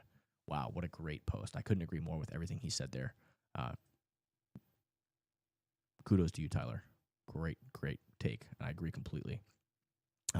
This is another one I thought interesting. A lot of people are arguing that China is like, they have all the leverage in this and saying all this stuff. And like, you know, you look at these data points and, you know, you look at some data points that they had previously been posting. And when stuff goes bad, when sales are going down and the metrics start turning bad, what they do is they just stop posting the data, right? So this is the transparency that you get from a communist regime. I mean, right? Like, it's hard to accurately evaluate things when they hide and lie and obfuscate the data. But at least they're doing it out in public, right? Like, our government changes the statistics and creates all these adjustments and tries to lie and create a story. But at least they just you know what, this shit's bad. We're just gonna we're gonna stop. Yeah, we're just gonna stop reporting this, right? So, I think people underestimate how resilient America really is, in spite of all of this bad stuff, how resilient we really are. And it really is interesting to think about. But I think, you know, China is weaker than most people expect. I think, you know, they can't take as much pain. People say, oh, they can take all this pain. I don't think so. I think that the people there will, you know, they also will not put up with that, right? They kind of defer all this power to the communist regime because, you know, hey, they think they have our best interests in mind. But when when millions of people become accustomed to a middle class life and really start to feel real economic pain, you know, you better watch out, right? Z better watch out because that's communism. You know, it's, you know, it can collapse. You're gonna have revolutions, and you know, the facade can crumble very quickly. And I think, you know, if you look at his administration and cabinet, a lot of his supposed supporters have just been disappearing all of a sudden, right? Like, I've been watching, and I think we talked about this last week, that, you know, all these supposed people who were his supporters and like these powers, corruption, they disappeared and you never heard from them again. Disappeared, never heard from them again. Just gone, right? Like, you know, that's the excuse, right? You want to get rid of somebody, it's, you know, show me the person and I'll show you the crime. So anybody that dissents or doesn't do what they say is gone, right? Kind of wild. But just an interesting thing I wanted to annotate and kind of point out, because I keep hearing this and seeing this, that, you know, oh, China has all the leverage. Oh, China has all the leverage. I don't know about that. I think that, you know, the United States has plenty of leverage itself. I think both sides have leverage, and hopefully we can negotiate something that benefits both sides, right? Like something that's more fair, more reasonable. We got to be able to have some, you know, domestic protection here. We got to have some domestic for national security purposes, but also to rebalance this relationship a little bit, in the sense that, you know, we got to have some manufacturing, and also China has been taking advantage of this idea of a developing country status with the WTO and all this stuff. And, they're able to steal intellectual property and do all these things, whether you agree with intellectual property or not, is, beside the point. There are rules that, developed countries play by. And the most powerful countries in the world, like the United States, is basically playing with their hands behind their back, while China is essentially exploiting this loophole to take advantage and, still considered a developing country. Are they really still? That's funny. That's crazy. I mean, and this is what the thing Trump's saying is like, this just can't continue. You're not a developing country anymore. You are the second most powerful nation in the entire world, right? So just a reminder, guys, again, whoever asks the best question on live stream, no matter what platform you're on, we will take a look at it, and we will give you will win potentially a free ticket to Bitcoin Las Vegas. So $500-$600 ticket. Ask a question, post in the comments, whoever has the best, take or opinion or question, we will evaluate that, and you could potentially win yourself a ticket to the Bitcoin conference in Las Vegas, courtesy of Bitcoin Ben's Crypto Club. Like, follow, and share. Yeah. All right. Post. Don't forget to subscribe. You're hired, Jeff. All right. What take do we have next, Paul? What do you got for us? Pull on down here. Here we go. Yeah, we were just talking about this demographic stuff. Japan's birth rate is declining rapidly, and the country is in trouble. Outside of Africa, almost every country, including the U.S., is facing birth rate decline. All the burdens are on the young generation, and they won't be able to sustain. So the whole economy will be broken up, and society will stagnate. In every sector, there is a labor shortage. We really need to invest in technology to replace the human being, but we are slow to do that. The alternative is to open up the country to foreign immigrants, but there is a psychological barrier to opening up the country. The Japanese are very homogenous. They don't know how to deal with non-Japanese living in a society. Interesting take here. We're kind of seeing this all over the world. Like I said, I think a lot of it has to do with the money. The Bitcoiners always say this: fix the money, fix the world. But there really is some truth to that on many different facets where this idea, this broken money has really strained that wealth inequality gap, and you've lost this middle class who is not producing. They're not having as much children. They're not feeling like there's a bright future. A lot of millennials and people my age, they still haven't been able to get to a point of financial independence, right? I mean, it's like I think this is the first generation that we're seeing that is actually not better off than their parents were at the same age. And that's sad. Disturbing. It's sad. Yeah, it really is. I think there's a responsibility for the person that's migrating to the country to understand the etiquette of that country. To assimilate. Assimilation, right? I would love to live in Tokyo. It's like a dream. Yeah, I think. I would like to spend place. a year there. I would like to as well. Before I do, I'm going to understand that, like, what the etiquettes are, how to stand on a train, how to move around the town. No doubt. So it's just a matter of respect. When you go to a country, we're seeing this just absolute insane behavior from people all over the world that are going to these first world countries and getting this incredible opportunity to literally have freedom and have a prosperity and opportunity. And so many of them come, and there are some that will come and assimilate, no doubt. Don't want to put those people down at all. But there are so many that do not assimilate, and that they just don't care. There's no respect. That don't try to learn the English language, that don't try to follow our customs and policies, that try to bring all of the third world shit and impose that on America. It's an opportunity to become cultured, to go into other places, to understand, why they do so. Like in India, you have it's a culture to negotiate prices when you go to the market. Yeah. Like when you come here, it's different. So it's we have tips here, and Europe they don't tip. Right. Yeah. So included in. Take us to the next take, Paul. Next take. Shout out to right. Japan. We've got a question. All right. Somebody might be able to win a Vegas ticket. Let's see what we got here. The question is from handle Get Fit With It Co. And the question is, how should I buy my first Bitcoin if I want it non-KYC? Ooh, Great question. That's a great question. All right. Well, I do know I do know. That's your boy. So my number one recommendation, if you wanted to get some Bitcoin on KYC, is join your local Bitcoin meetup. We have a Bitcoin meetup here in Naples, and people come, they meet, they talk, and we help. People will set up, and they can get $10 a Bitcoin, $20 a Bitcoin, just to show them how the technology works, how a wallet works. And then you go to your meetup, you can meet people, right? You can do peer-to-peer, which is really what Bitcoin at the end of the day was built. It was this peer-to-peer electronic cash network. It's really become more of a digital gold at this point, and with cash-like attributes, and can be used as cash as well with stuff like the Lightning Network. But the best way is to go to your local Bitcoin meetup, go to a meetup of some sort, go to the Bitcoin conference, meet other Bitcoiners. There's an app called the Orange Pill app, I believe. Do you want to find them on X, Paul? I think the Orange Pill app is a great app where it's almost like a social network where you can meet other Bitcoiners. See if you can find them. I know they have an app somewhere. I don't know what their tag is, but basically it allows you to meet others. Yeah, here it is, the Orange Pill app. We'll give them a follow here. Stack friends who stack sats. So it's a cool, tech company, and it allows you to meet other Bitcoiners. But joining a Bitcoin meetup, you can also join private clubs or communities. I know Bitcoin Ben's Crypto Club, for example, they offer a service like that to their members, right? So if you join their club, you can meet other like-minded individuals, and you can participate in the private club membership and have access to something like that. That is a service that they offer.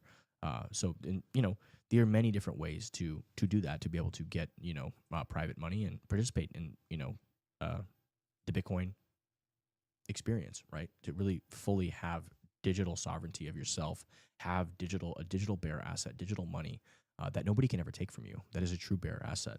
That would be my advice there. So for the past few days, James O'Keefe has been hinting at a major bombshell. Oh, wow. Is this breaking? This is breaking news. Wow. 21 minutes ago. Let's throw it up so people can see it.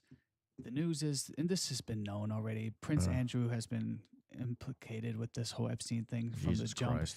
The poor survivor girl, I forget her name, Victoria or something, the woman who was recently, in my opinion, unalived. Unalive. She said, I would never commit suicide, and then all of a sudden she's committing suicide. It's very suspicious, very suspect. She was there's photos of her together with Prince Andrew when she was underage.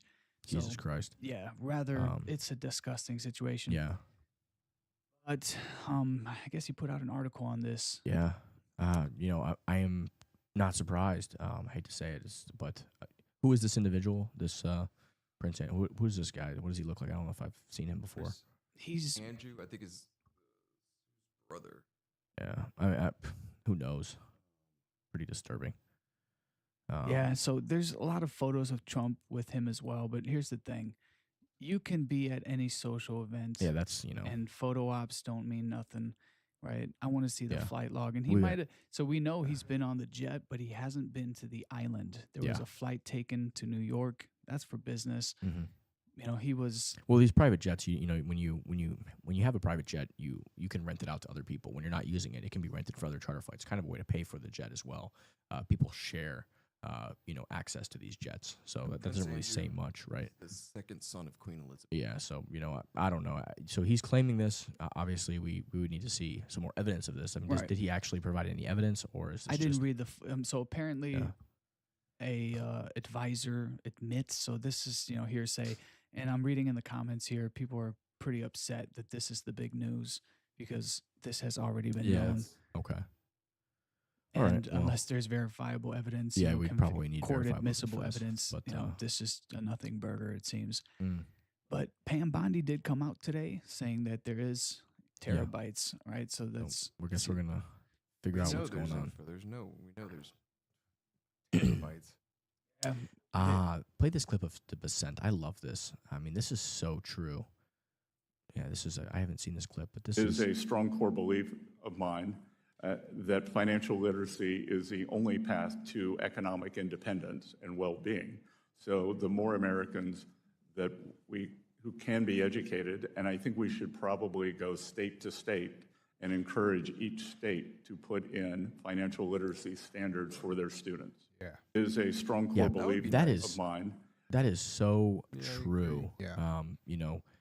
At the end of the day, people have to take personal accountability and responsibility for your life. Like, you have to educate yourself to be financially literate, and there's really no excuse in this day and age. Everybody has access to the internet, no matter how rich or how poor you are. Even the poorest people in our country have access to smartphones. I mean, there's a couple YouTube videos or a couple clips away to really start to learn about this stuff and to educate yourself, right? And also, our educational system has completely failed. I mean, they don't teach you about taxes. They don't teach you about companies. They don't teach you about LLCs. They don't teach you about anything. They don't teach you about saving. They don't teach you about investing. Taxes. They teach you nothing. They teach you bullshit. And the daycare. It's the government. Yeah, it's government daycare is really what it's become and what it is, and that's why the Department of Education. Thank God they're getting rid of them because they've was it failed. almost done on purpose? Like, Yeah, did they not want the population? No, to be I mean too smart. the scores have gone down over time Or since they were independent. created. I mean, that's pathetic. That's absolutely pathetic. Wow. So go down to that take about the Houthis. Okay, now, sorry, 1 second here. I see now why James O'Keefe is making this story a big deal. We all know he does these undercover sting operations, right, where he gets these people to, spill secrets while he essentially traps them with like Tinder dates. Like that's all it takes essentially to get intelligence It's agents crazy, man. to, People to just spew. spill secrets. Pretty fucked Try to up, impress yes. girls. Yep. That's all it is. And that's where he got this tidbit, But once Wow. again, it's not court admissible. This is hearsay, but it's probably true. You know, Yeah. Well, I guess we'll find out hopefully as more Sounds like a information duck. is Walks released. like a duck. Yeah. Center. Yeah, no doubt about it. What else we got here?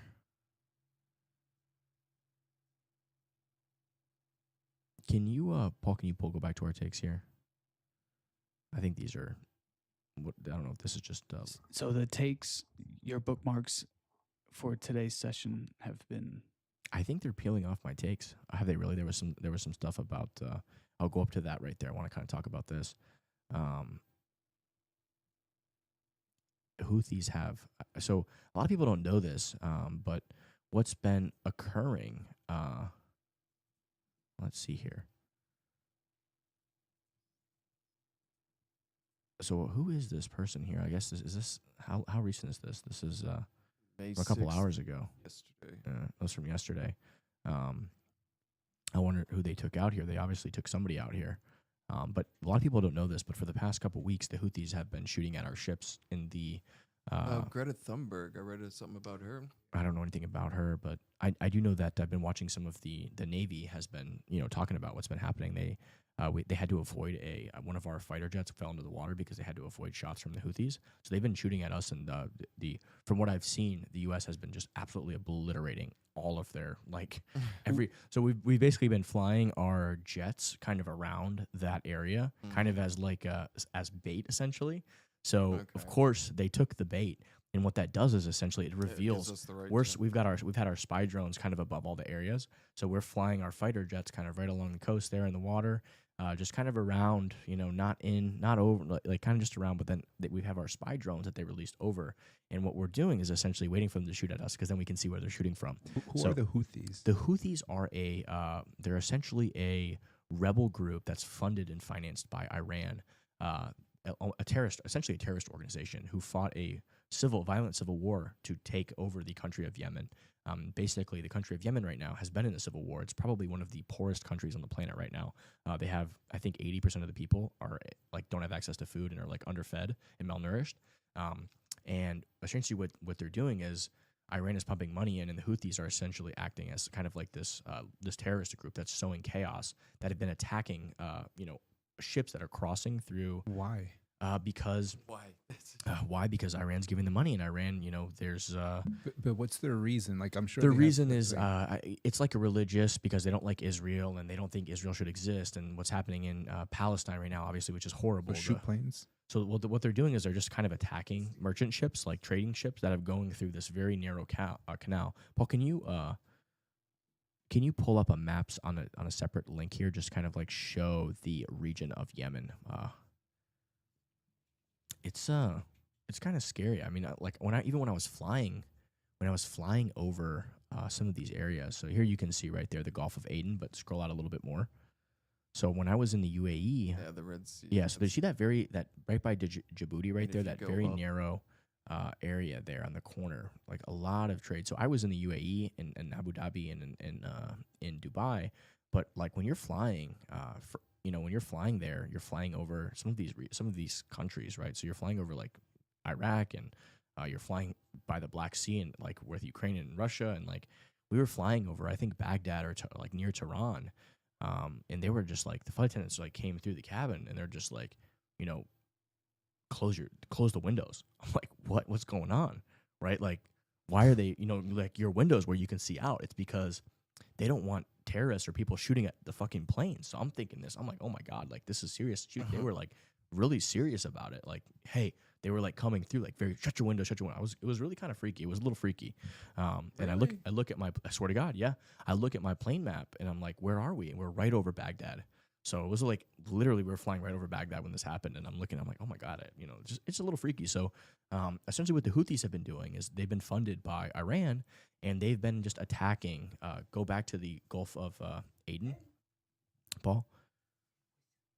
So this little area in the Red Sea, there's that point right by Djibouti. You guys see on the very corner where there's just a very small passage point. Do you see that? The key, or not the key? Yeah, I guess it's you see it right there at the very tip where the water kind of, right there with the Al Ma'afar district. Do you see that? So like pretty much that's where all of these ships have to go through that point, trading ships to trade with the rest of with Egypt and with East. Israel and with all the it's a huge trading point. Like a lot of European trade goes through there. Some of American trade, like our ships go through there, right? So it's a huge critical trading thing. And what's happened essentially is that the Houthis have been taking over, flying on and seizing merchant ships and killing people and shooting at ships and trying to sink, like just essentially instigating chaos in that region, right? So essentially what we've done is we basically said, you better fucking stop or you're fucked, and we've been taking them out, right? Like so what we've been doing is what our military's been doing is kind of just like flying our jets and our stuff around the sea, just to essentially as bait.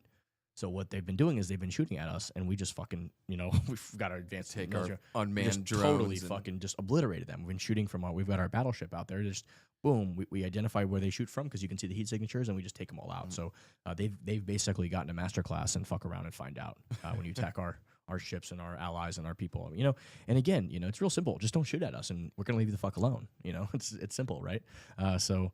They can have they're upset that, we're trading with Israel or trading with whatever, but that has nothing to do with them. I mean, they've got their own problems. They literally 80% of their country can't afford food. So, which tells you that it's not really them that gives a fuck, most likely. It's, hey, Iran is probably saying, hey, if you don't do this, and, nobody knows for sure, but it's heavily thought that, and I'm sure there is some evidence of this, that they're basically saying, hey, we're going to give you this money to do this, but you got to do this. You got to essentially be our little terrorist brigade and go attack here or attack there, because Iran and Israel hate each other. So obviously that's why this is occurring, right? So this has to stop immediately. Very, very, very wild. But can you, Paul? Can you do me a favor? Can you take that video, the Yemen video, and ask Rock to define what she's talking about here, so Houthis have been taught the world a masterclass and fuck around and find out. So I want to see exactly what she's talking about here. So as reported by Reuters on May 6th, let's see here, go up a little bit. I think it did explain it up there. So yeah, they've faced severe and predictable consequences for their actions, specifically their attacks on shipping in the Red Sea. Let's see here. Medvin is being sarcastic. She's suggesting that the Houthis' actions attacking ships in the Red Sea, as detailed in Wikipedia and Reuters sources, led to a textbook example of FAFO, which is true. Their provocations disrupting global trade routes, which handle 12 to 15% of global trade via the Suez Canal. That's what it's called. Yeah, the Suez Canal, invited a massive retaliatory response, likely the U.S. airstrike shown in the image. The masterclass implies the Houthis should have known better, as their actions predictably escalated the conflict. Clean 10 out of 10 rating is a metaphorical score, emphasizing the perfection or clarity of the cause and effect lesson. Medvin is saying the Houthis' attacks directly resulted in devastating airstrikes to find out, leaving no ambiguity about the consequences. It's a perfect example of FAFO in action. Yeah, I mean, I don't really understand, because it looked like a commercial airliner. I wasn't on fire. Yeah, I think it was probably one of their. That's what. Let's scroll down a little bit further. What maybe she talks more about this. Go down a little bit. Let's see here. Go up a little bit, Paul, to the first take that Grok had of when you posted the image. Grok had a couple takes. Yeah, let's see. Let's see here. Explosion, likely from a U.S. airstrike targeting Houthi forces. Yeah, ask what that plane was. U.S. military what plane actions. is burning in the image? It looked like a plane. Yeah, that's why I didn't really understand, because it looked like one of their military a commercial airliner. Could be one of their military planes. Yeah, that's probably what it is. Yeah, it's probably a Houthi military plane of some sort. AI is amazing. You can talk to it and ask what things are in a picture. Let's see. So, Well, the infrastructure. While with, the image doesn't provide a clear view of the specific plane that is burning, we can make an educated inference based on the context and available information. Yeah, interesting. The plane is plausibly a military or civilian aircraft that was stationed there. But they control Al-Dalami Air Base, which is adjacent to Sana'a International Airport. Okay. Historically, the Yemeni Air Force, before the Houthi takeover, operated Soviet-era aircraft like the MiG-21s, MiG-29s, and Su-22s. Let's see here. So the Houthis may have retained some of these aircraft, though many were reported damaged or not operational. Yeah, so I'm not quite sure, but you know, they're watching the videos from the Navy's put out a lot of content on this online. It's actually ingenious, like just how they've basically totally decimated them, essentially baiting them into attacking, like baiting them into shooting at them, and just like they just had these spy drones. I mean, it was just brilliant masterclass of exactly that. Fuck around, find out, right? So, I'd be surprised if they aren't almost completely obliterated, and you know, at this point. So. I think that's like a 5-minute video too. Maybe you just give a couple minutes video, but yeah, I mean, the more they keep trying to fire at our what's that battleship we have, and the more they keep firing at our planes, and also, I mean, we've just totally taken them out. So, you know, hopefully they'll learn their lesson and stop because it's not working out well for them. Yeah. Yep, not well at all. All right, what else? So yeah, this is. I've had such bad experiences traveling with American Airlines specifically, and some of these other airlines. This is a Frontier Airlines worker. You know, this has become the standard that I've seen in airports. This is actually not. This has almost become not the This is like not the exception anymore. It's almost become the rule. Let me play just a clip of this so the that level the listeners of can understand. Incompetence and disrespect and lack of customer service and absolute no consequences, total disrespect behavior that these airline employees have been displaying. I had such a horrible experience flying American Airlines. Every single plane I went on had a problem.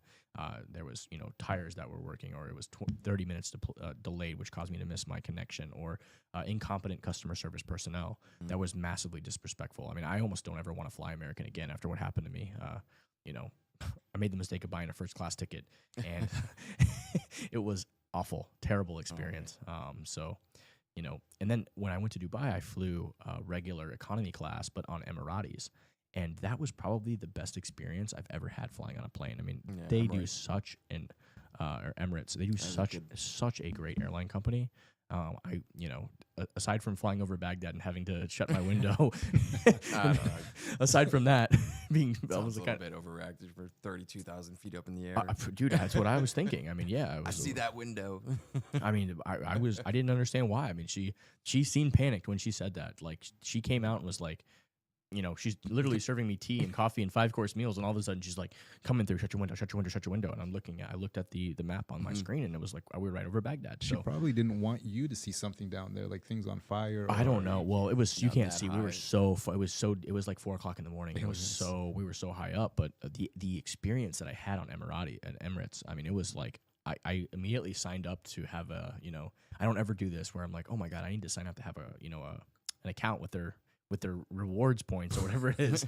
I'm like, when I got on the plane, like, they give you a little bag, and it's got like you know, a toothbrush in it, and it's got a pair of socks, and it's got eye covers, and like, you sit down in this seat, and it's this nice beautiful screen with movies and all this stuff, and the, you know, game system where you can play games, and you know, even the chairs are nicer. They've got like a little thing, this little pillow thing in the back, and they give you blankets and pillows. Massage in the chair. Aside from that, it was like almost everything, and like, I felt better there than I've ever felt flying first class on American Airlines or any of these other airlines. It's I flew first class to Tokyo on American Airlines, and I'm thinking, it was my greatest experience. But you saying this just reminded me there was like an 8-hour delay. Before I got on the plane. I forgot about that part. I was going to, you know, Missouri to purchase a bunch of Bitcoin miners, and like literally every single one of my flights had some kind of fucking problem except for the very first one. So 3 out of 4. This is not the exception. This is the rule now. It's like just massive, terrible. It's like the inmates are running the asylum there. I mean, whoever the CEO, look up whoever the CEO of American Airlines is and tag them, and like, this motherfucker should be fired. I mean, this is such a terrible job, such a terrible culture. You you know, It's not just American Airlines. I had the same it's experience with Spirit. it's not just American Airlines. Obviously, you're seeing it with Frontier as well. But I would say that American Airlines is the worst. I feel caliber like. of employees that they're hiring. They just don't care at all. Yeah. They're a union too, so it's very difficult to do something. I mean, that's to it. get fired. Like, watching this is like insane. And I dealt with something similar to this. I mean, like I was running around, I was sprinting to the airport trying to make flights, and when somebody told me one thing, the customer service rep told me another thing, and then we can't get you on this, and then I have to look up myself and research. There's no more flights out of here tonight, and I have to I don't believe you, motherfucker. I have to, and sure enough, I look it up, and there's another flight out of here to a different part of Florida. It's like just crazy behavior, and then I get attitude and nastiness. It's like, look, you guys fucked up by having your plane an hour delayed, which caused me to miss my connection, and you're giving me all this attitude and problems when you guys fucked up, and you don't want to accommodate me, and then you send me running through the airport to another flight, and you've got another nasty fucking person who works for you that basically said, I run up to the thing with and basically say, people are still boarding the plane, and she's like, I'm going home, no one else is getting on this plane. I'm like, well, I just ran from the other gate with a customer service rep who told me that they were going to update my reservation so I could get on this plane. Meanwhile, the plane has 20% capacity, and my friend who was going back to Tampa on that plane was like, hey, there's only this plane's 3/4 empty, and there's nobody on this plane. And this nasty individual just could not give a fuck who worked for American Airlines. She just said, I'm going home. I'm not dealing with this right now. No one else is getting on this plane with this attitude. The same attitude that I saw from this lady here in the Frontier video. And I literally was going to, I almost was like, yo, you need to call security because I'm going to kill you. That's honestly how I felt. No, don't do that. Yeah, no, I know. I'm just saying, the level of incompetence and disrespect and just lack of customer service just blows my mind, and it's a organizational rot, and it's an industry that the whole industry is. It doesn't seem like a capitalist industry. It seems like the government, and I'm sure if you look at it, the government is probably fucking subsidizing everything. And, it's almost like dealing. I felt like I'm dealing with a government person at a DMV or something. That's what you feel like you're dealing with when you're there, and it's just sad because of after 9/11, the government put so many rules and so much stuff. The TSA is one thing, right? You can argue for or against TSA to prevent that, but a lot of this is just culture. This is just culture. This is just customer service. This is not, have anything to do with that. This is, it's unbelievable. Can you want to play that video, Paul, of that individual on Spirit Airlines? Yeah, let's get some flashbacks. Who's the CEO? Who's the CEO of American Airlines? They made their flight. I'll look into it. And you think you're gonna check me in? I bet you we won't. I paid for a ticket. And you yeah, paid I paid for a $25 ticket. for an agent assistant, and you checked in 3 hours later. Hello. I just said that I. Get on your flight. Yeah, I just said that I would pay the $25. And you thought you was gonna get on your flight. And you thought you was gonna get on your flight. And you thought you was gonna get on your flight. And you thought you was gonna get on your flight. I can't believe I it. paid for a Ask ticket. Rock if I'm she was here fired. 30 minutes. I'm here 30 minutes before my flight. That's unbelievable. And they're not letting me check in. And you're not getting on your flight. Because it's a policy. We don't control that. And you will never fly You your were about to million let me views. check in. You were about to let me check in. Oh, and you decided that you ain't gonna let me check in. Make me check you in. Yeah, this is the level of incompetence and this is the literal level of I'm here incompetence we're 30 dealing with minutes here. before the flight. I don't want to believe it's No, everybody. I can't take that. Look, can you pause this video, Paul? This is not. So, the problem is, you're right, Jeff. It's not everybody. My experience flying American was I would say 50% of the people I interacted with, were helpful, were nice. When I was leaving certain airports, it was the customer service staff at this location were nice. But then 50% of the people I interacted with, it was a horrible experience. It was this level of disrespect, condescension, attitude, kind of just not provide customer service, treat people like this. It's just unfathomable. It's a cultural thing. It's a rot. And it goes up to the top. Whoever the CEO of this company is, Robert Isom. I don't know anything about this guy, but honestly, if I was I I had to like check my portfolio and make sure I don't own any American Airlines, because if I did, I would have instantly sold it. No, seriously.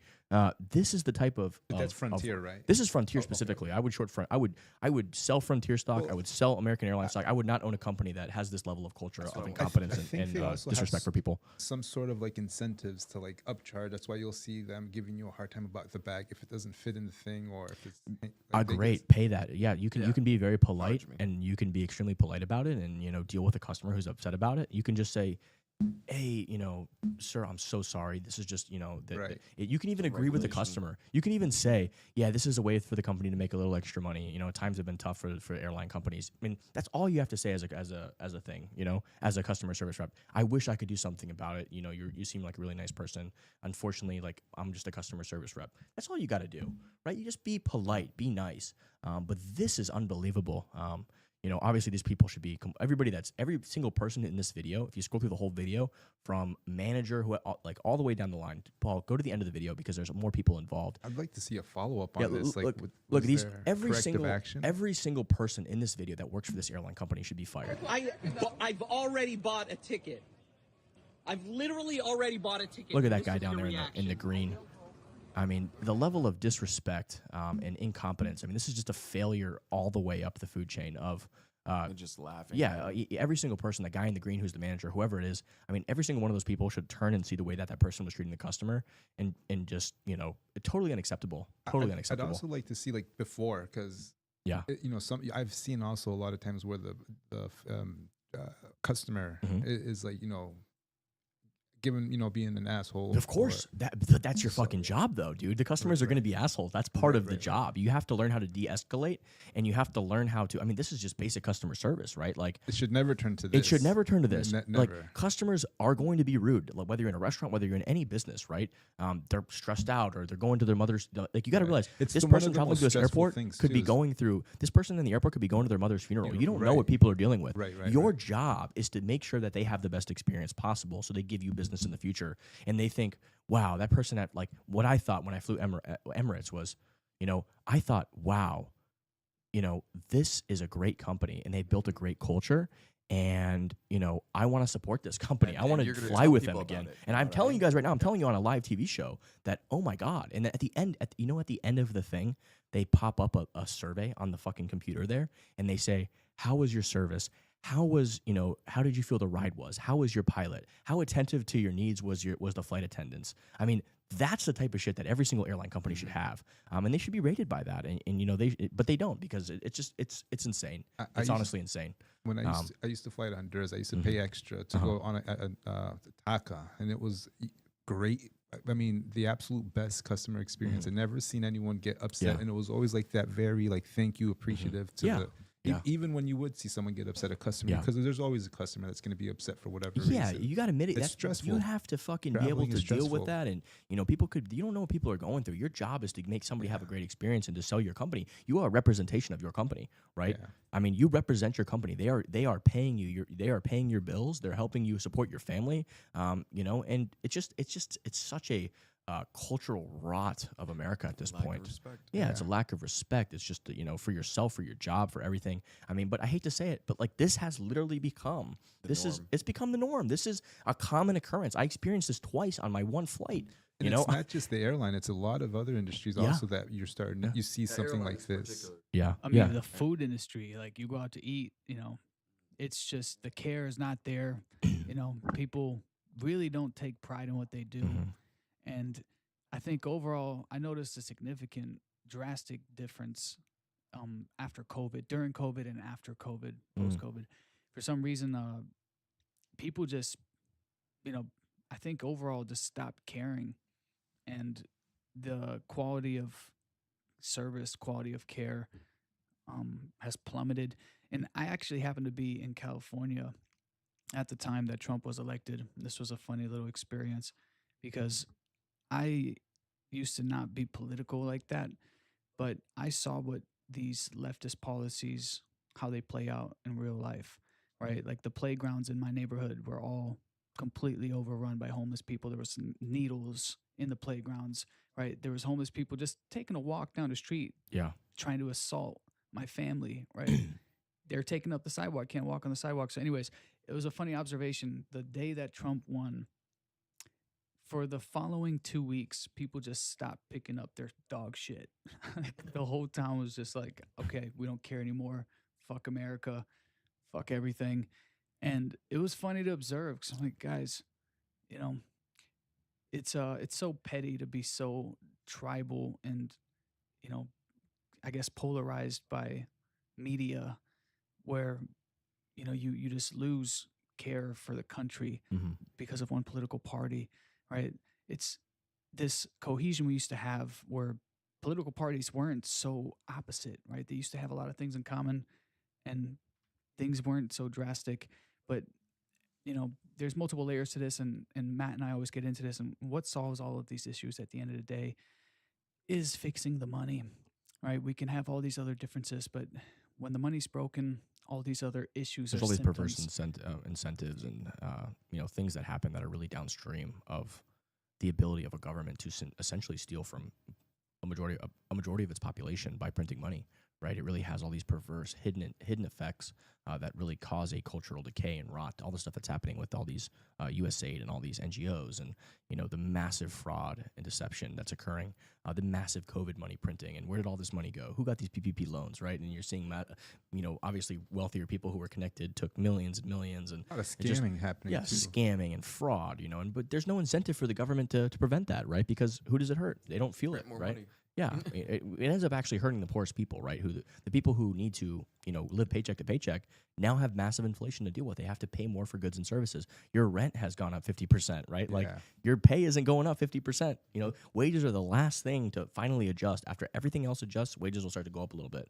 But in the meantime, you know, how are you going to pay your rent? How are you going to buy gas? How are you going to get food, right? So there really is a real cost to this fraud that's occurring and the people that are stealing and doing all this stuff and destroying our republic. There's a real cost to it, right? It's just that it's not so easily seen, right? And as Bitcoiners, we think about this and we learn about this, and that's why so many of us are so passionate about sound money, and why we think Bitcoin is so important. And this, you know, fix the money, fix the world is a big part of that, right? So yeah, I think this is a good note to leave off on. And is there any more questions we have, Paul? We are giving away a ticket to Bitcoin Las Vegas. So whoever asked the best question, comment, retweet, whatever, is in the running to win that. So fire away. If you have, Yeah, no, definitely. Yeah, this is your last opportunity to. We're wrapping up today's stream. So if you want to leave a question in the live chat, we will answer it for you in real time. And you'll have a chance to win an actual ticket to Bitcoin 2025, which those are not cheap. Yep. And it's going to be a great time. So take the opportunity. And also while we're here, we're going to discuss Bitcoin Day, which is one of our sister events. We are the media partner for Bitcoin Day, and we have an event in June. This is like the little brother of the Bitcoin conference, where you get to actually meet the speakers, you get to interact with the speakers, and you get to actually be there for all of the panels. You know, you're going to see it all, have it all in one place, where the Bitcoin conference is a spectacle. It's a great time, but there's so much going on. You never can make it to all of the speakers, all of the panels. And at this place, you get to interact with real Bitcoiners in real time, and we highly recommend you attend. We've got Byron Donalds attending, stacked lineup for Gary Cardone, Bitcoin Tampa, BJ Dichter, Charlie Shrem, CJK, Chris Sullivan, Cedric. It is Rosa a Shores, stacked Wesley. deck. We got our boy Nick Karpousis. Nick's going to be there. Mark Henley, Brandon Keys, Gabe. I mean, just tons of great speakers at this conference. And tickets are on sale right now, so take your opportunity and go to bitcoinday.io and grab yourself one before they go up. Bitcoin Day is a great little conference because, you know, you it's just like a one-day event. You go, you got breakfast, you got lunch, and you just get to see. You're not going to miss any of the action. There will be different panels, and you'll get to have like a small environment where it's very intimate, right? Where you can interact with the speakers and you can talk to people, and it's like it's not like Bitcoin conference in Vegas is going to be amazing. It's going to be crazy. It's going to be awesome.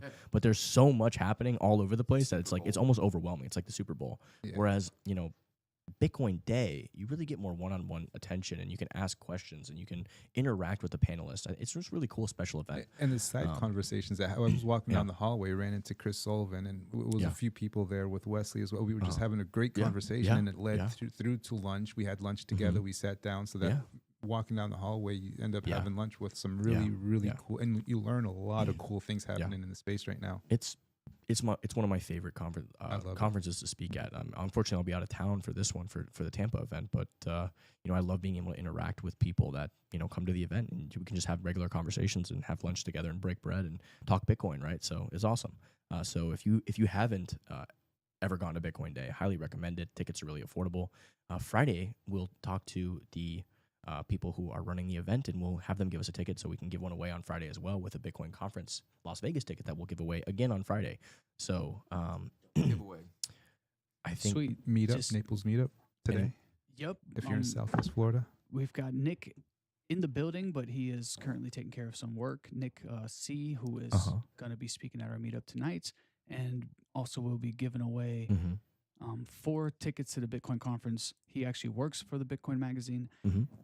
Here's a quick little teaser clip of this year's last year's Bitcoin Day event where Maddie was a speaker. So I'll play that for you. Yeah, play the clip. Yeah, we spoke. I think Larry was on the panel. I think it was this Bitcoin Day in Naples. That's right. All right. Yeah, play the clip. Let's see. So we know with absolute certainty that the big print is coming, because the alternative is the Great Depression. Bitcoin offers this adoption of ethics, which is very interesting. I don't think we've ever had a system of economic incentives that encourages us to adopt a particular ethical stance. And that's fascinating to me. This is not just a money, but this is a global asset that has no holding costs. And although you don't get yield, every year it should at least go up by the value of inflation. The fight for free speech is the front line, because if we can't question inflation, if we can't question the money freely without getting deplatformed, how else are we going to awaken the masses to the reality that the money's broken? It's not a matter of like, oh, have you had this career? Do you have this degree? I mean, that's credentialism, which I think is not something we support. We're in Bitcoin. We trust proof of work. Credentialism is proof of stake, and I'm not into it. I think the best Bitcoin L2 is actually dollars. Never sell your Bitcoin. Simply borrow crappy fiat trash against it and get paid to spend your Bitcoin. Central banking is just a construct because we allow it to occur. Your money's not safe here. And so if your money's not safe in America, you're going to stop buying treasuries. That's exactly what we've been seeing now for the last 2.5 years since those sanctions on Russia went into play. Now, that's great for Bitcoin. That's been great for gold. But it's the problem for the U.S. government is that they are going to have to finance these deficits at higher rates of interest. It's always going to be easy to hit that prayer button when you're in power, right? You have this short window of time. So it's a misalignment of incentives, right? Show me the incentives, I'll show you the outcome. I know that guy. You know that guy? All right, guys. Thanks for joining us today. Is there anything else you want to drop, touch on before we close out, guys? Nice. What's up? Like, follow, share. Any other questions? I think we do have a winner if there's no other questions. So that's a great day. Right. Somebody won a Bitcoin Las Vegas ticket, and come back, check us out Friday at 4:30, and we were going to be giving away a Bitcoin Day ticket and a Bitcoin Conference 2025 ticket. So great odds to win a $600 ticket, and I don't know how much the Bitcoin Day tickets are going for, but pretty good odds. $200. So pretty good odds if you hop in. You know what I mean? So hopefully Paul will have that integrated live chat with all the platforms. That will be very solid. But we'll have it by next week. Yes, all right. And Get Fit With It Co. will be in touch. We'll shoot you a DM and get you that ticket. Beautiful. All right, boys. Well, it's a wrap. Thanks for being on the show today. Cheers. The runway.